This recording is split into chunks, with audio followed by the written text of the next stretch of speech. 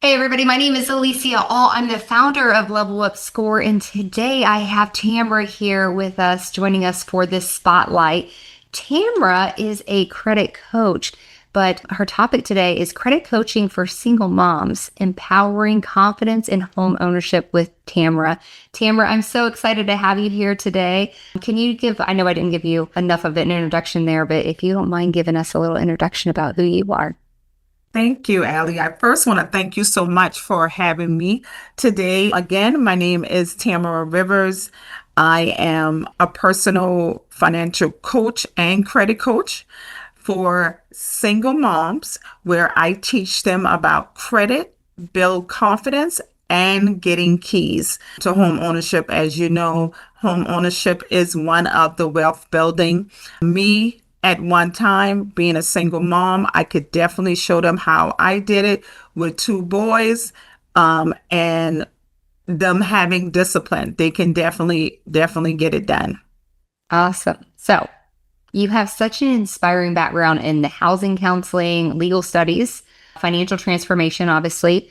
Can you share what maybe had led you to all these combined experiences and what you're currently doing with your business? Yes, yes, definitely. I often tell individuals I wish that I woke up and said, "Hey, this is what I wanted to do," right? But I feel like each of my career was a building stone to this. Of course, me being a single mom at one point myself, I started off working right out of college, working for a law firm as a foreclosure paralegal. And at that time, if anybody could remember, I was around in '08, '09 when that mortgage bubble burst. It left a lot of individuals in foreclosure. So the firm ramped up all of these paralegals. And then when the administrative came out with administrative order to help foreclosure, to give homeowners and the banks time to try to work out the issues, I was laid off. And I went to work for a local nonprofit who was looking for someone with that legal background, and could help clients kind of work through that summons and complaint order that they were getting, right? So I worked with them, and for 5 years, we went through the state of South Carolina where I live, and we set up foreclosure intervention clinics, what we call it, foreclosure clinics, where we would have individuals come in. We would talk them through the process, because at this time, everybody was just burying their head in the sand. When you get served with those papers, it's like, the I can't deal with it. One. Two, if I look at it, do I really understand what I'm looking at? So at that time, I utilized my skills from the law firm to assist clients in navigating their way through the foreclosure process.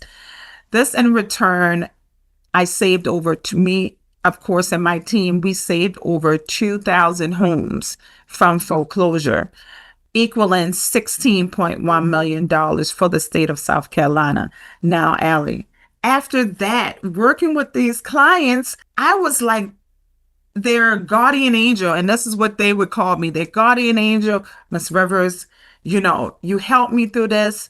Now I'm looking, I really want to get my life back. I really want to get back on track. My credit is awful. How do I do this? They trusted me. They came to me.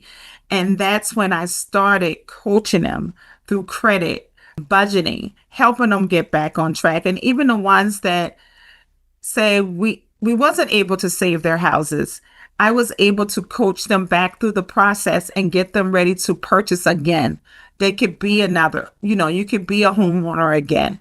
So that really landed me my role in helping educate individuals, more so just putting a bandage on it. I see myself as an educator. So when a client comes to me, I want to find out, what is the ultimate goal? What is the ultimate goal? What are you trying to do here? Even though you come in, I want my credit fixed, but what is the goal? And we work on that goal.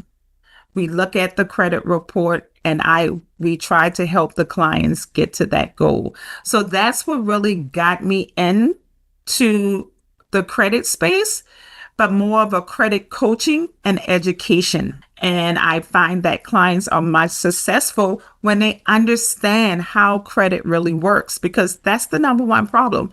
We don't, we wasn't taught this in school, so we don't really understand how it works. Yeah, you're absolutely right. Mhm. Is that what caused you to come into Level Up Score, into the platform, is the goal-driven action plans? Yes, yes. So how I got to you, Allie, believe it or not, each client that I sat down with, I was actually typing.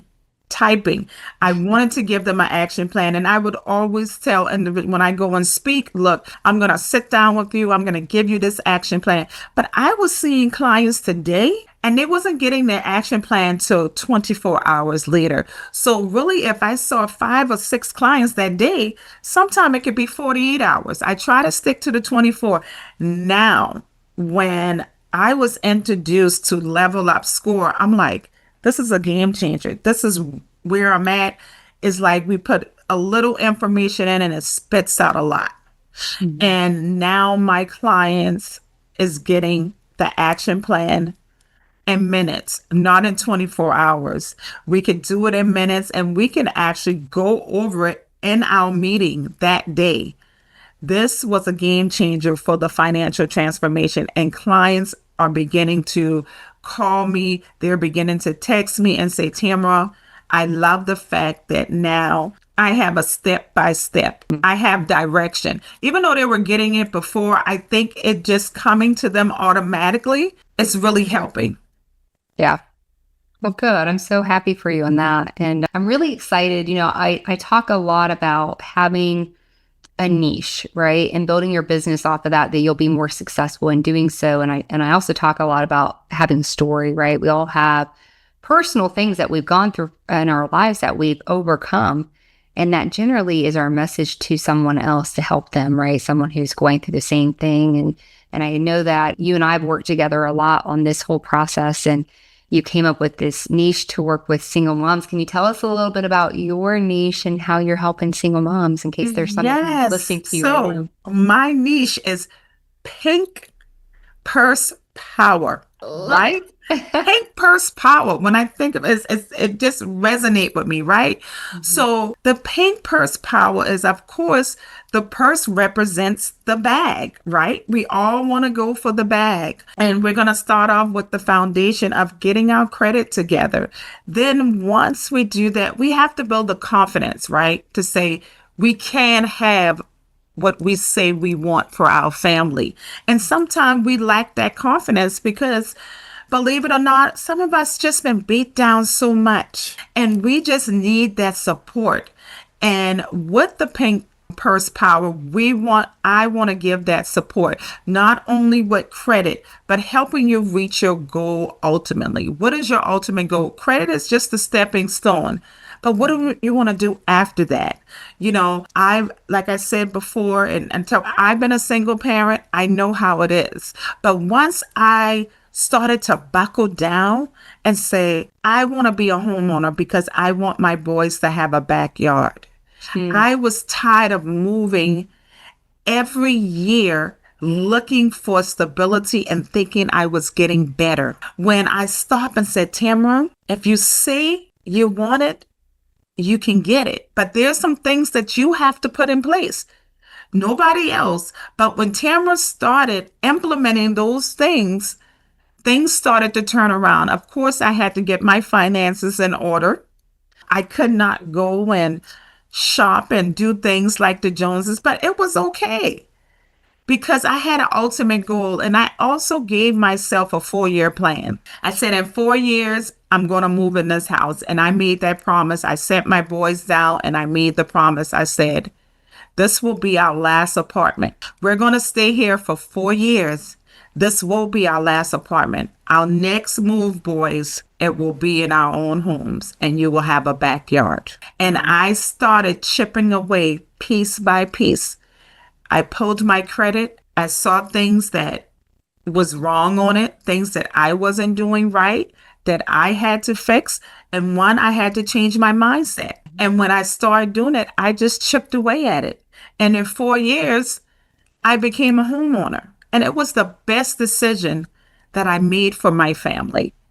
So whatever I sacrificed in that 4 years, it was well worth it. Well worth it. So I want to teach young single parents they can do it too, regardless of what limitations may be. You know, I say you don't really need a pay increase. Sometimes we just need to change our mindsets. Because here I am was wishing and praying. If I could just get $1 more, if I could just get this more, if I could just find a job here. It didn't come like that. It came when Tamara changed her mindset and buckled down and remained true to what I wanted. And I heard there you made a promise. That's right. And I talk a lot about saying your goals out loud. And you hear people say, hold it tight to you because you don't want the naysayers to say something. But I've always found the louder I get with it, the more people who can help me come into life. And I have to ignore the naysayers, right? The more people who can help me come into my life. But you sitting down with your boys, wow, what a powerful story to say, this is our last apartment. 4 years, this is our last apartment. And I just love that story because how many of us, and I was the same, I was a single mom too. And I was living in an apartment and I wanted to give more. I wanted my kids to have a backyard to play in, right? I wanted Yes. them to feel confident because, unfortunately, they go to school and they're looked at based on what they have. And, we have to teach kids that that's not how life really is. But we also understand that that is how life is, right? Right. That's what we have to deal with in life. And so I wanted to have that for my kids. I wanted them to be able to say, this is my home, not apartment number ABC, right? Right. And I think it empowered them and, to see their face light up when they walked into their own home for the first time. And my daughter's like, I'm going to have a purple room. My son's like, I'm going to have a dinosaur room. I mean, I just cried and I couldn't get out fast enough to go buy the paint to make that a reality for them, right? I just love your story with that. And I just see so many women out there who can really resonate with what you said. But now you've overcome that obstacle through determination, through a big why, and you're able now to help other women do the same thing. And I'm so grateful for you. I wish I had you back when I was going through that, right? So thank you for being a part of this. And already when you told me pink purse power, I lit up. I'm like, I love that. The 3 Ps, right? So like pink is that feminine, that women, women only type thing. And that's empowering. And then a purse, obviously holding the bag, right? Yes. Having, Yes. when I think of purse, I think of like a purse has all of our essentials in it. We carry everything around in this thing, right? It's our Absolutely. finances, it's our lipstick, our confidence, it's how we feel. Like everything's in this. And so when I think of pink purse power, I think of like, you have your woman and all the essentials that she needs that you're helping her build that confidence, everything that she needs. Because it's not just about having that high credit score. You already know that. That's one of the pieces Right. inside that purse. And then the power to take all of that and take action. Absolutely. I love it. I love it. I'm so thrilled to watch you grow in this Thank you pink purse so power much. and help so many women. I look forward to it. I really do. This is my passion. I feel like it's a mission of mine, to help so many like myself just know. And some people just, like I said, they just need that support. They need that support. So I want to be the one to educate them, give them the confidence where they could go out and be the best mommy they can be. That's right. So I know we talked about this. So this is kind of putting you on the spot. So if you don't have it, it's fine. But we talked about coming up with the tagline, coming up with a motto, coming up with, here's what Pink Purse Power Girls do. Have you done any of that work yet? No, I've been playing back and forth with when we say the pink purse power, I was thinking about some type of tag with this PPP thing. So I just been playing back and forth. I'm still working on that. No, I can't wait to hear it. So I think, for our audience of credit repair companies, they hear me talk all the time about having a niche and having a story. And you are a perfect example of sitting down and doing that work and where that's going to take you. I don't know yet, but I see big horizons for you. I see like big stuff like if you guys have ever heard of Boss Lady, right? Which is that wellness, that weight loss program, which is huge, right? Because it's directly speaking to a woman and saying, hey, this is part of the piece of the puzzle of feeling like a boss, right? Having your body feeling good, being confident, all those things that go along with that. And so when I think of Pink Purse Power, I think the same thing, but in the financial space, right? Yes. The boss lady with the body transformation, and then you have the financial transformation, which they go together a lot of times, right? They really do. If you think about it, they really do because you got to have your mind and your body together to get through all of this. So it's when I think about things in a holistic approach, that is it. Yeah, beautiful, beautiful. Thank you for sharing your story. I was hoping Thank you could do you. that today because I wanted to see you going to talk about that. And you did such a great job of really resonating with me personally. Because when you said your story about you sitting down with your boys, I remember having conversations with my kids just like that, right? We, as Yes. women, we want to give the world to our kids. We want to give them everything. And sometimes it's not about lack of effort. It's like you said, looking for how can I make a little extra money, getting a second job or getting a third job or a fourth job. Like Yeah. as women, we will do those things. We will do everything in our possible means. But sometimes it's not the effort, it's having the know-how of the direction to go. What do I do first? What do I do second? So support is very good. Like you said, some type of direction, some type of direction. And, you know, when I often go and speak and I tell individuals, when I do a first time home buyer seminar, and when you think of your first home, everybody has this huge list, right? And sometimes I'm telling the girls, just get in where you can fit in. It's your first home. It's your first home. Well, I don't want this and I don't want that. And I can remember searching and I'm like, my time is winding down and I was being picky and choosy and thinking the same thing. But then I walked into this house and I'm like, this is it. This is it. It was just cosmetic stuff that needed to be done. But, you made me think of the story when you talk about the painting. The boys got to pick out the color of their room and how they wanted to do it. So we got to move in and make it ours. And the best thing, Allie, was when I sold that property, I made more than what I was making in a year with that one transaction. Thank you for bringing that up. I often talk about how I became a millionaire from owning my first home. It wasn't everything else I've done, right? My first million came from owning my first home because owning that first home, I was able to fix it up, right? Now, I did buy a home that I wish I had bought a little bit better and had a more fixer-upper kind of home to do, but I fixed it up. It was the turn of the market when market prices went skyrocket for homes. So I made a lot of money when I sold that property, bought a much bigger property, fixed it. But it was a nice home too. But I went in and I put like all hardwood flooring in and did all that kind of like upgrade, like making it very, sold that for a really good price too. I've done this a few times. But when I sold that one, I was able to open up my own gym with the money that I made off of that. And then I ended up subsequently buying another one and then buying another fixer-upper home. And so all of those transcended where I ended up making millions of dollars.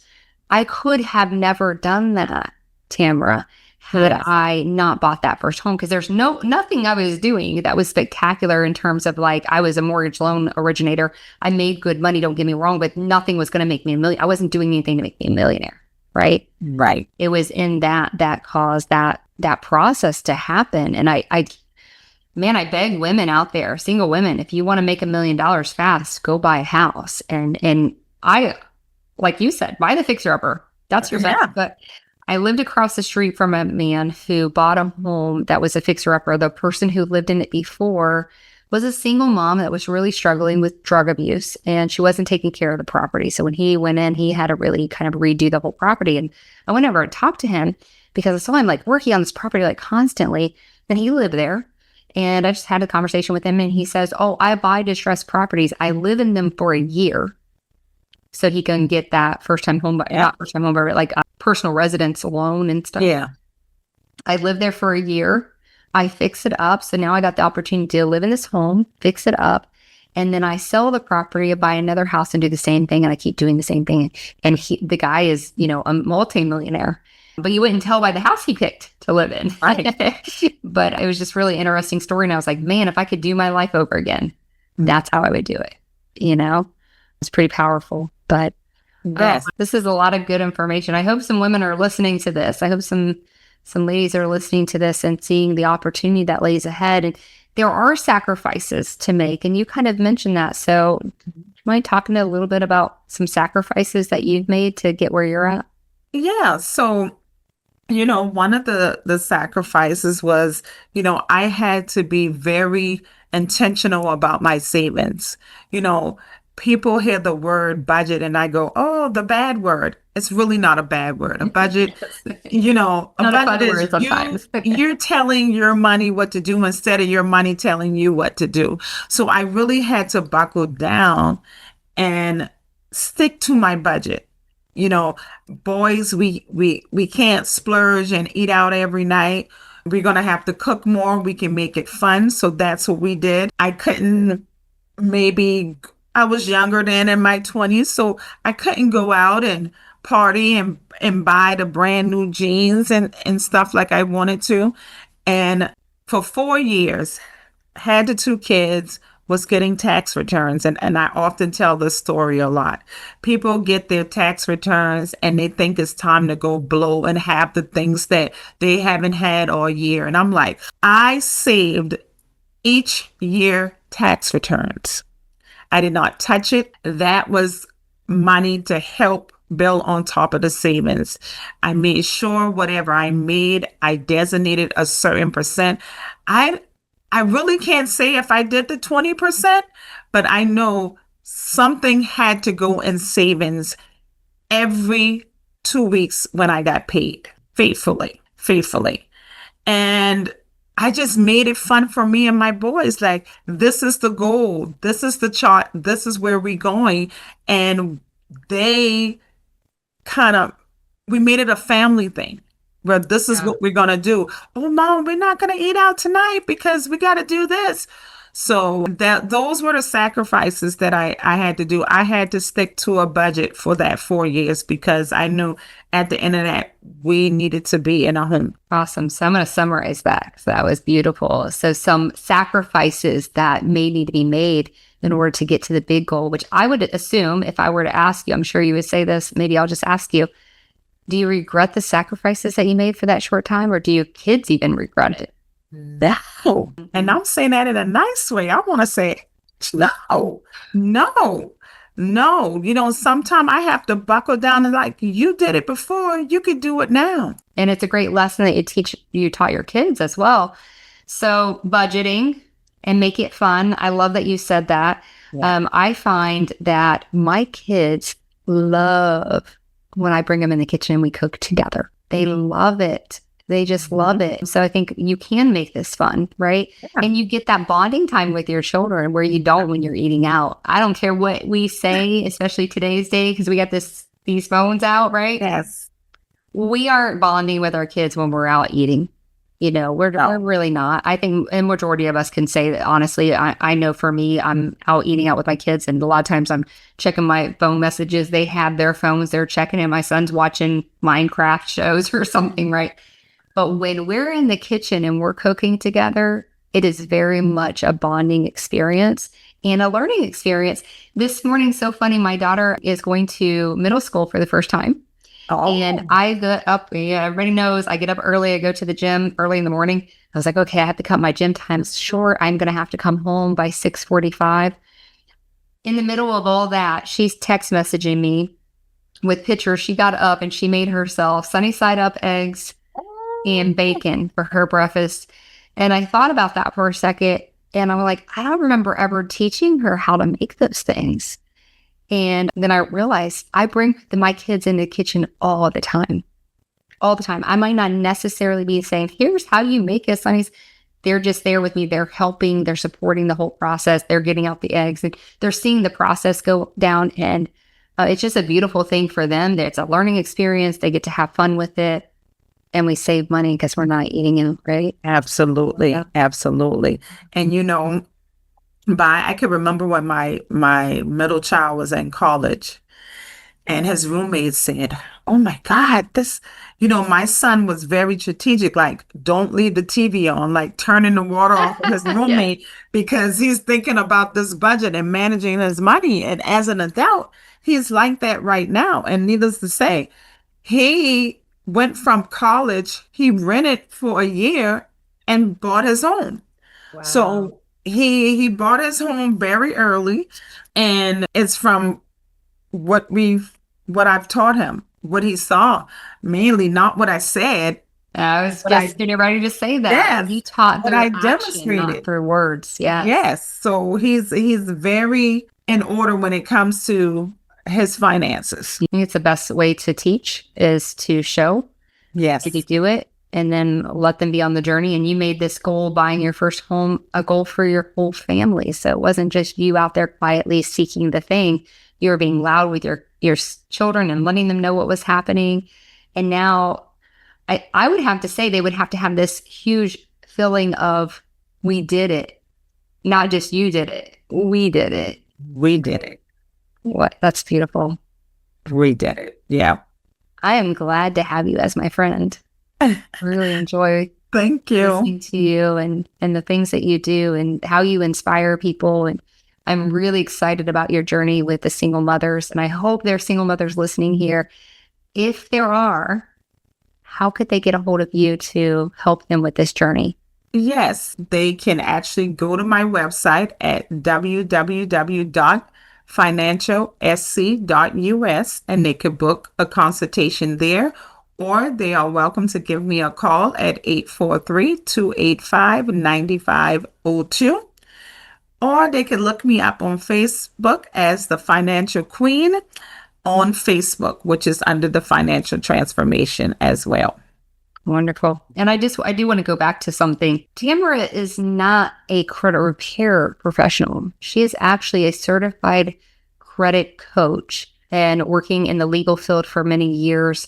And I think I just want to, and in the housing counseling, you've seen it from beginning to end to messed up and fixed, right? I mean, Yes. all of this. So I think I want to highlight that because oftentimes we think of people who are helping us get to a goal like that as credit repair professionals.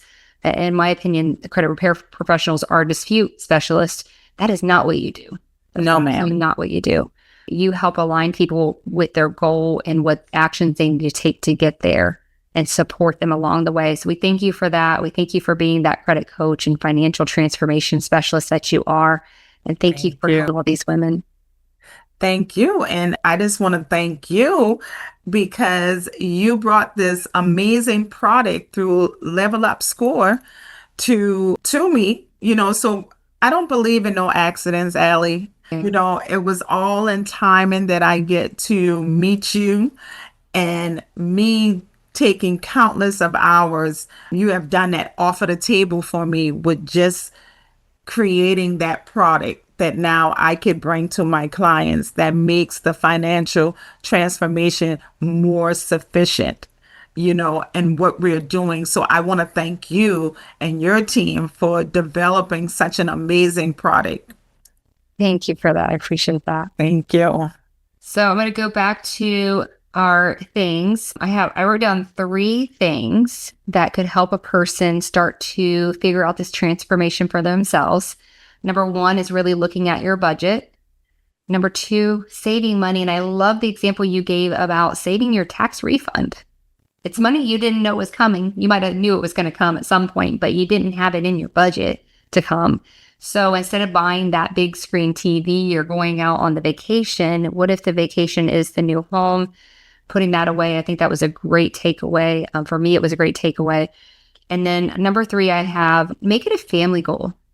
Not just you striving for something, but make it a family goal. So that was the 3 things that I think I got out of this call with you that could really help a woman today if she was going to sit down right now. Before she even calls you, Tamara, she's going to sit down right now and she's going to start to buckle into looking at how can she budget, how can she start saving money, and how can she make this a family. So thank you for that. Thank you. You're welcome.